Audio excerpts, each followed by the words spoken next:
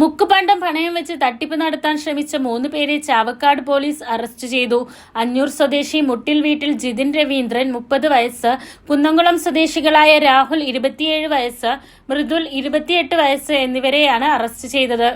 വെള്ളിയാഴ്ച ഉച്ചതിരിഞ്ഞ് 2:30 ചാവക്കാട് പഞ്ചാരമുക്ക് പ്രദേശത്തെ തച്ചപ്പുള്ളി നിധി ലിമിറ്റഡിൽ പ്രതികളെത്തി 1.25 പവൻ തൂക്കമുള്ള വള പണയം വെച്ച് 1 ലക്ഷം രൂപ ആവശ്യപ്പെടുകയായിരുന്നു. 916 ഹോൾമാർക്ക് സീലോട് കൂടിയ സ്വർണമാണെന്ന് പറഞ്ഞാണ് ഇവർ സ്ഥാപനത്തിലെത്തിയത്.